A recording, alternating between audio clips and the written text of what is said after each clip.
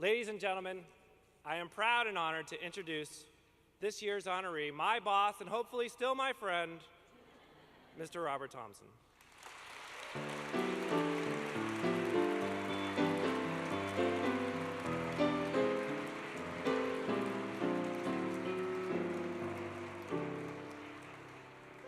It's the iPad 5.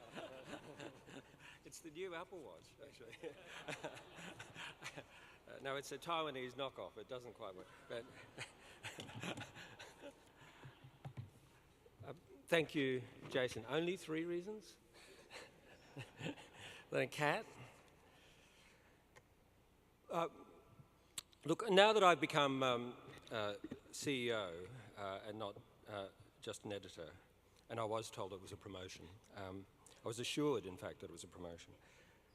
I've discovered that understanding figures is apparently an important skill. So I'm very, very strongly in favour of creating a brand extension for literacy partners, numeracy partners, for fiscally challenged executives.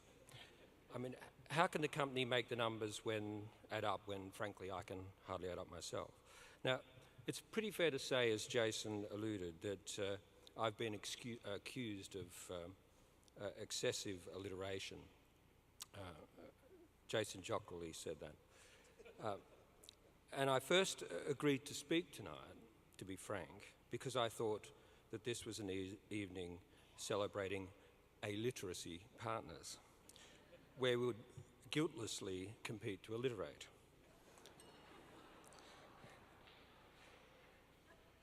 And as for those who make that accursed accusation that I am too alliterative, I say that that insolent indictment is nothing more than perplexingly prejudiced, patently perfidious, profoundly prosaic piffle. Piss off.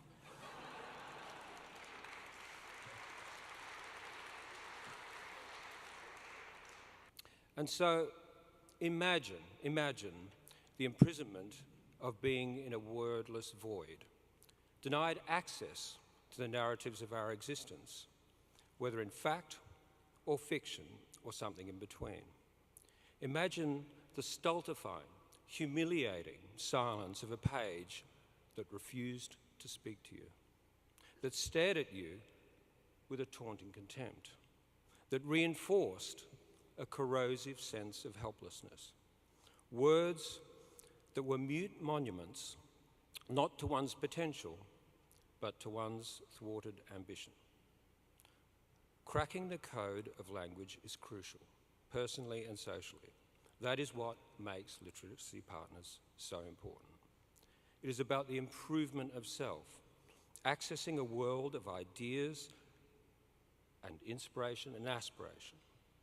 It is the opposite of the vice of victimhood, the angst and lawyer-ridden institutionalization of passivity and poverty and negativity. Literacy partners is a hand up, not a handout. Now, there are others gathered here tonight who deserve far more praise for what they have done for the world of words and ideas. News Corps does indeed, as Kath mentioned, have a long and proud history of philanthropy. I just happened to be standing at the podium when the music stopped.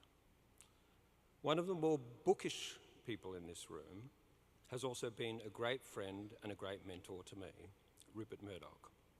He is self-effacingly erudite because, like many of we Australians of a certain generation, to show that you were well-versed was perverse.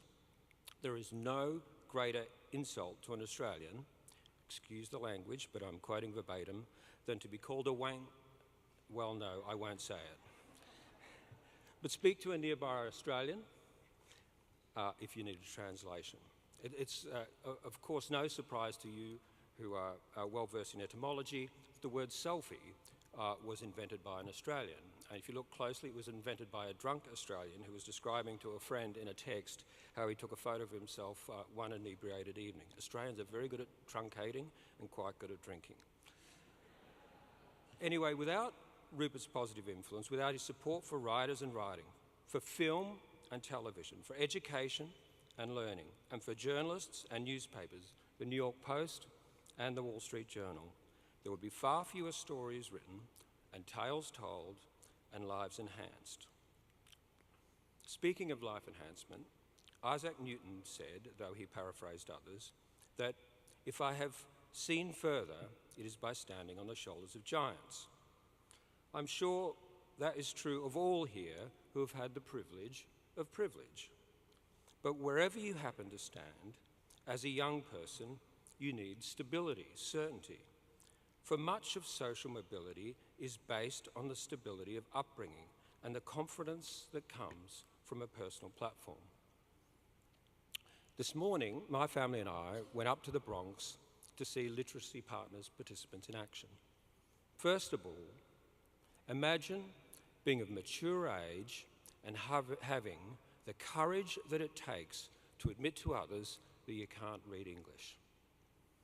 And these mature students were not just studying for themselves, but for their children, to give them a greater sense of purpose and responsibility. We are in esteemed company tonight, but more important than our prestige is the role Literacy Partners plays in increasing the self-esteem among these women who were, in part, isolated from their own society and potentially isolated from their children. Instead, they are mum mentors, swimming against the tide of expectation, holding the hand of their children and leading them to a better future.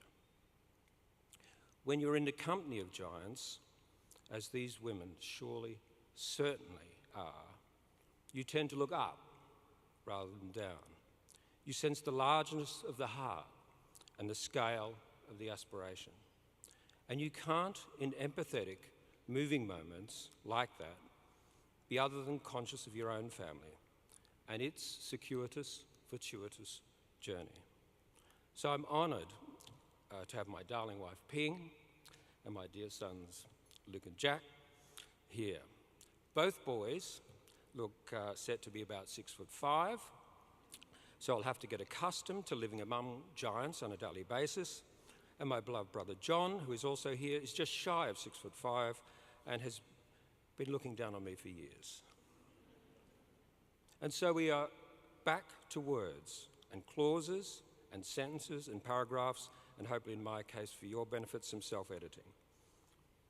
None among us can always find the right form of words, and some things are surely better left unsaid. But those of us who have been fortunate must also read the fine print. And the fine print states very clearly that we must be ambitious for those of limited means who have ambition for themselves and their families.